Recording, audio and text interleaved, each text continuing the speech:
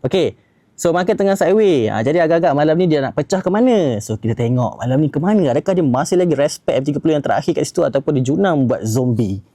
So kita saksikan sama-sama, okay?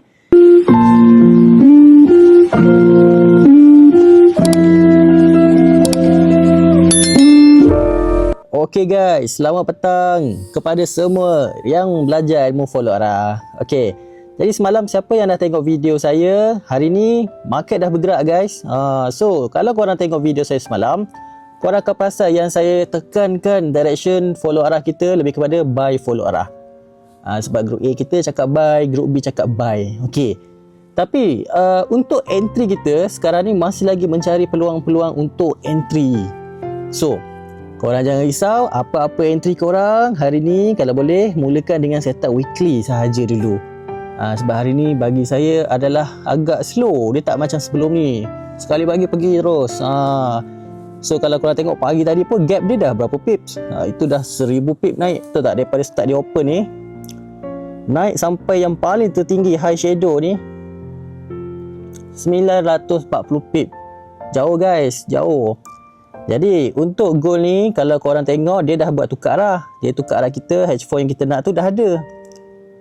Ni H4 dia buat bullish. So dah ada. Jadi kita nak cari setup, tengok kat sebelah. Tengok setup M30. Ni saya ajar basic lah, tak adalah detail sangat. Okay, so untuk M30 korang tengok. Itu adalah M30 pertama dia. Okay, tapi sekarang ni kejap minta maaf ini broker Wanda. Saya kena tukar dulu.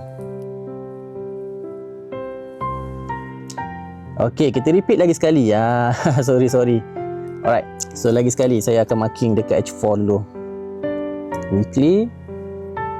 So ni weekly minggu ni. So saya letak je vertical line kat situ. Oops. Okay, so pergi ke H4. H4 dia dah buat tukar arah. So tukar arah dia adalah bullish yang kita nak lah. So letak je sebelah sini, cari M30. Simple je, ni basic. Tapi kalau korang nak belajar yang betul-betul full detail, itu adalah dalam kelas follow arah legacy lah yang saya open. Jadi ini adalah reality untuk broker Saxo. So kalau MT5 korang mostly akan bentuk sama lah macam Saxo ni. Diorang broker dia sama macam Wanda. So diorang ni akan profit awal lah. Jadi kalau kita sebagai orang yang pakai broker Saxo yang MT5 sama macam Saxo ni, first round bullish kita ni dia kena rugi sikit lah, kena cut. Kat sini. So first entry kat sini tapi dia break lebih kurang 57 pip. And then dia buat baru. So bila dia buat baru, kat sini kita dapat lagi re-entry buy.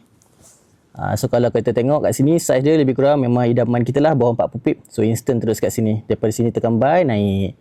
So dapat 160 pip. Okey sangat lah. Dia lebih cover dah 57 pip. Betul tak? Okey. Jadi sekarang ni adalah peluang-peluang untuk re-entry. Sebab apa, dia dah patah balik. Bila dia patah balik, siapa yang belajar dengan saya ilmu follow arah, dia akan tahulah konsep patah balik ni. Dia dah naik, dia patah balik, dia main-main kat sini lah. So ini kebanyakan ni adalah konsep zombie ataupun RTM. Ni antaranya lah. Jadi yang ni saya tak boleh detail sangat. Jadi saya dah tunjuk yang tadi pun dah cukup bagus dah contoh. So korang kena bersyukur, okay?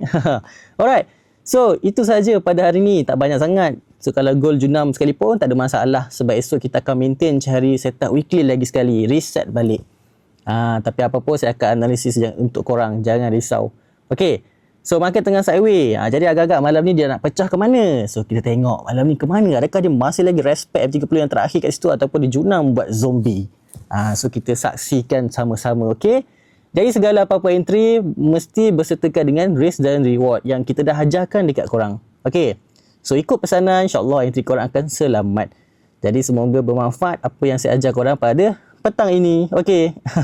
Alright, so selamat maghrib. Salam maghrib dan juga all the best. Dan biasanya malam korang akan tutup kedai jam 11.30 malam lah kalau masih trade. Kalau korang dah capai target awal tadi, dah boleh tutup kedai, esok sambung. Okay. Alright, so apa-apa korang jangan lupa tekan button turn on notification dekat rumah biru saya, iaitu Telegram dan juga dekat TikTok. Supaya dapat info-info yang lebih menarik macam ni. Okay. So siapa yang belum follow YouTube saya, korang boleh subscribe YouTube saya. Like and share supaya video ni tersebar dekat luar sana. Dan orang lain akan dapat manfaat yang sama. Okay. Itu saja. Bye. Assalamualaikum. Jumpa lagi next video. Bye-bye.